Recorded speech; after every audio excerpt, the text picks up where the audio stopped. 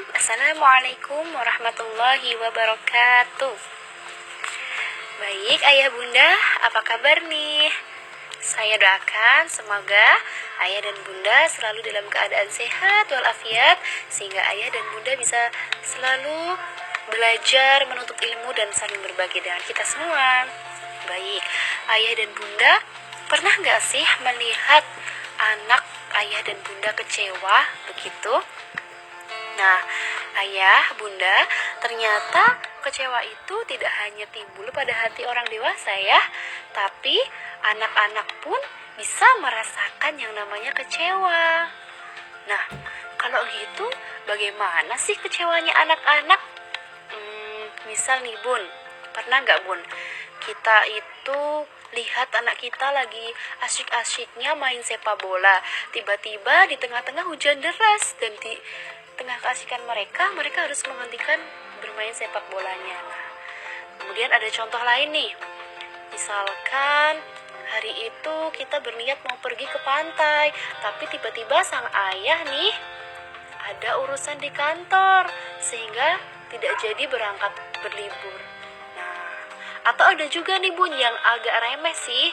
Kalau misalkan kita pergi ke supermarket, tiba-tiba es krim yang rasanya paling disukai oleh anak kita tidak ada atau sudah habis terjual. Nah, itu adalah contoh-contoh kekecewaan yang dirasakan oleh anak, khususnya anak usia dini begitu. Nah, sedih ya bun kalau kita udah melihat anak kita itu sedang kecewa gitu. Hati orang tua mana sih yang gak sedih? Pasti kita tuh rasanya pokoknya pengen langsung segera menepis rasa kecewa anak. Nah, gak jarang tuh orang tua melakukan segala hal yang sehebat-hebatnya cara untuk meredakan kecewa si anak, supaya anak tidak merasa kecewa. Nah, saya pun merasa begitu bu. Meskipun saya juga ngasuhnya bukan anak kandung ya, hanya anak asuh, tapi saya juga rasanya tuh gak pengen banget lihat anak saya tuh kecewa. Pokoknya selalu merasa bersalah kalau lihat anak saya tuh sampai kecewa gitu. Apalagi anak-anak bunda ya, yang anak kandung begitu. Masya Allah itu. Nah, tapi bun, ternyata kalau kita itu terlalu melindungi rasa kecewa yang ada pada diri anak, itu bisa menimbulkan banyak dampak negatif loh bu. Bahkan suatu hari bun, saya pernah membaca sebuah bukan pepatah juga sih, sebuah nasihat kan, yang isinya tuh begini: jangan pernah orang tua melindungi anaknya dari berbagai kekecewaan, karena sikap kita yang melindungi anak dari kekecewaan tersebut membuat anak itu tidak bisa menerima kekecewaan yang akan mereka dapatkan di kemudian hari. Begitu bun, ternyata melindungi rasa kecewa anak itu berbahaya untuk pertumbuhan psikologis anak di masa depan. Masya Allah ya. Jadi apa dong yang harus kita lakukan ya, supaya ketika anak merasa kecewa, kita tidak salah kaprah menyikapinya. Bagaimana ya caranya? Yang jelas kita harus membantu anak supaya dia bisa bertahan di rasa kecewa tersebut. Kemudian kita juga bisa nih mengajak anak mengatasi masalahnya dengan cara dia diajak diskusi nih, harusnya gimana nih, kalau misalkan kayak gini menurut kamu kayak gimana dek, kayak gitu ya. Nah, yang penting kita juga harus mengarahkan perasaan kecewa anak ke hal yang positif. Kita aja orang dewasa sering ngerasain kecewa aja, kita suka bingung harus kayak gimana. Kadang kita gak kekontrol, tiba-tiba melakukan hal yang tidak positif, apalagi anak. Jadi anak memang harus butuh diarahkan. Dan yang paling penting bun, anak tidak merusak barang-barang di sekitarnya, menyakiti orang lain, atau bahkan yang paling parah hingga menyakiti dirinya sendiri. Jangan sampai ya begitu. Nah, ternyata kalau misalkan kita nih melindungi anak dari kekecewaan itu, dampak negatifnya sangat banyak. Salah satunya atau salah beberapanya ada anak kemudian bisa mudah temper tantrum atau mudah marah. Jadi anak tuh sedikit-sedikit marah. Kalau kecewa yang diinginkannya tidak ada, dia sedikit-sedikit marah. Nah, gitu kadang seorang ayah atau bundanya juga tidak bisa mengelola emosi. Malah ketika anaknya tantrum, orang tuanya ikut tantrum atau ikut emosi kayak gitu ya. Adik tuh jangan nangis, ini kita lagi di supermarket. Nah, seperti itu ya bun ya. Karena itu tandanya anak kita sedang tidak bisa mengungkapkan perasaan. Dia tuh sedang kecewa, tapi tuh aku nggak tahu kalau ini kecewa, dan aku tuh bingung ngomong ke bunda tuh gimana gitu, kata si anak ya. Itu akibatnya tadi, pertama anak menjadi mudah tantrum atau mudah marah begitu. Kemudian akibat selanjutnya bun, anak jadi tidak bisa memilih. Nah, karena dia ini kecewa, pengennya A ya A, padahal ada opsi B, ada opsi C, dia tidak mau memilih opsi B, tidak mau memilih opsi C. Nah, khawatirnya anak itu tidak bisa memilih sampai mereka dewasa. Padahal kalau dewasa kan kita dihadapkan ya dengan banyak pilihan begitu. Kemudian akibat selanjutnya adalah tidak bisa memecahkan masalah, ya kan? Kalau misalkan anak memilih aja nggak bisa, apalagi memecahkan masalah, dia pasti gedenya bakal bingung nih. Kalau misalkan ada masalah A, B, C, dia bingung solusinya seperti apa. Kemudian yang selanjutnya, anak bisa menjadi pribadi yang egois bun, atau egosentris, bersifat egosentris. Jadi dia itu susah menerima pendapat orang lain, karena dia itu menganggap dirinya adalah center of universe, atau dia itu apa ya, kayak aku tuh pusat perhatian, jadi nggak boleh ada yang perhatian ke orang lain, pokoknya harus perhatian ke aku gitu. Karena apa? Karena waktu kecilnya dia dilindungi terus dari kekecewaan. Setiap yang diinginkannya nggak ada, dia bukannya disuruh atau dihadapkan pada pilihan lain supaya menerima pilihan lain, bukan, tapi malah orang tuanya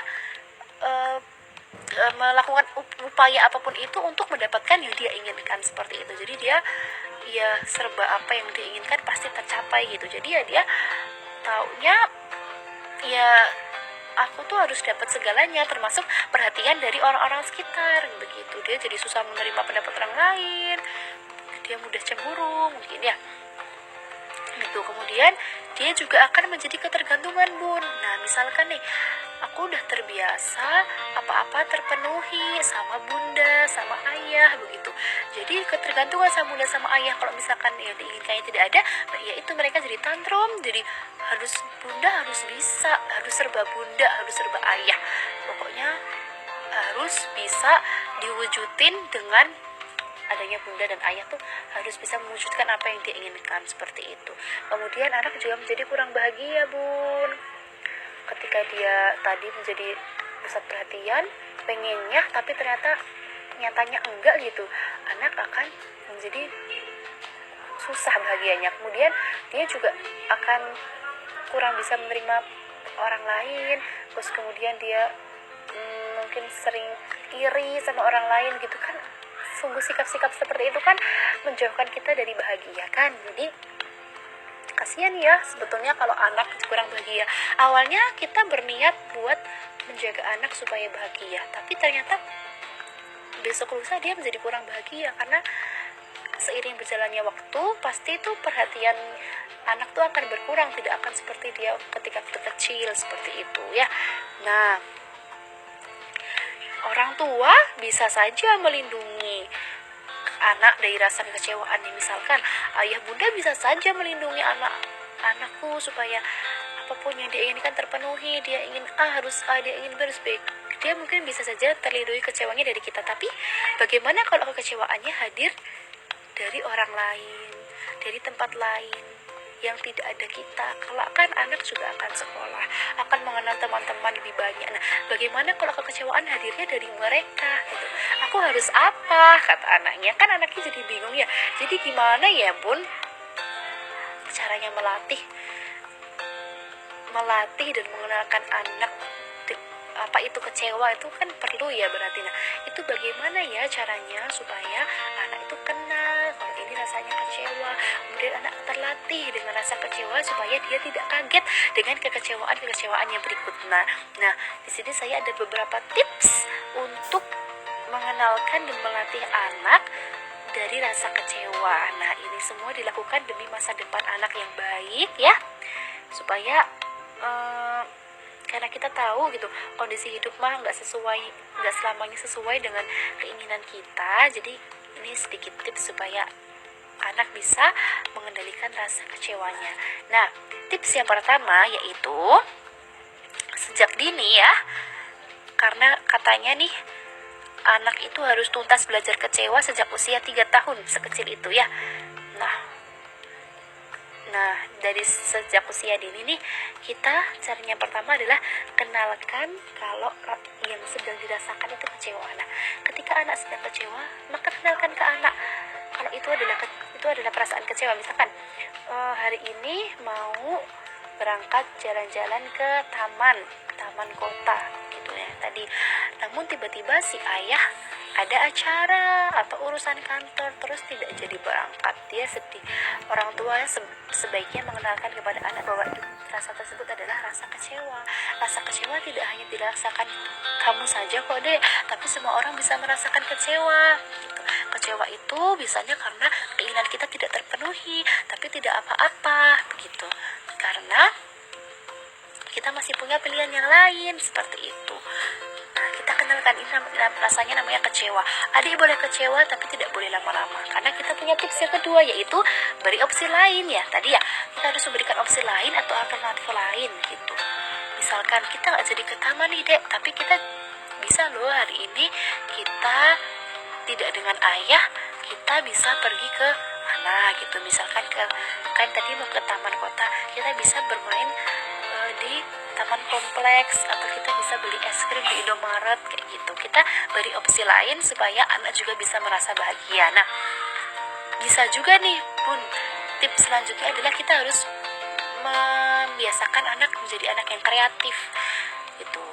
Dari opsi lain tadi, anak yang disuruh milih, misalkan kamu mau kemana, boleh deh dipilih sama adek gitu. Nah, jadi dia kreatif. Meskipun dia pengennya ke taman kota, di sini dia belajar supaya dia bisa menyelesaikan masalah, supaya dia bisa memilih kan gitu. Jadi misalkan dia, oke, bunda, aku nggak apa-apa deh nggak ke taman kota, tapi aku pengen beli es krim rasa stroberi 3 di Indomaret gitu. Boleh, nanti anak disuruh milih. Nah, gitu. Kemudian yang terakhir, beri penegasan kepada anak bahwa misalkan tadi ternyata contohnya gini, ternyata dek nggak ke taman kota tapi bisa beli es krim juga seru kan gitu. Kita juga bisa senang kok dengan makan es krim, nggak harus ke taman kota, ke taman kotanya lain kali ya begitu. Jadi ditegaskan bahwa opsi lain juga menyenangkan seperti itu ya. Dan itu kita lakukan terus menerus, kita lakukan secara konsisten, kita lakukan, jangan berhenti pada satu masalah saja, tapi pada setiap masalah kita kenalkan terus kepada anak. Kita beritahu kalau itu kecewa, kita beri opsi lain, terus kita beri penegasan bahwa hal ini juga mengasihkan, hal ini juga menyenangkan seperti itu. Dan yang paling penting sebagai ayah dan bunda atau sebagai pendidik, bisa juga sebagai kakak ya, kita harus menjadi teladan yang baik juga. Jadi ketika ada sesuatu yang tidak sesuai dengan keinginan kita, atau ada sesuatu yang buat kita sedih, buat kita kecewa, kita harus berikan teladan juga. Kalau kita tidak boleh larut dalam kekecewaan, atau kita harus tegar, atau kita harus memiliki opsi lain begitu. Jadi ayah, bunda juga harus memberikan teladan, kakak-kakaknya juga, supaya si anak bisa melihat bahwa orang tuanya juga bisa mengendalikan kecewa, bahwa kakaknya juga bisa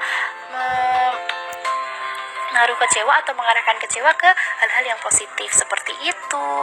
Nah, meskipun dalam menuntaskan belajar kecewa itu harus dilakukan sejak usia dini, tapi anaknya gimana nih kalau udah terlanjur gede, udah terlanjur SD, udah mau lulus lagi?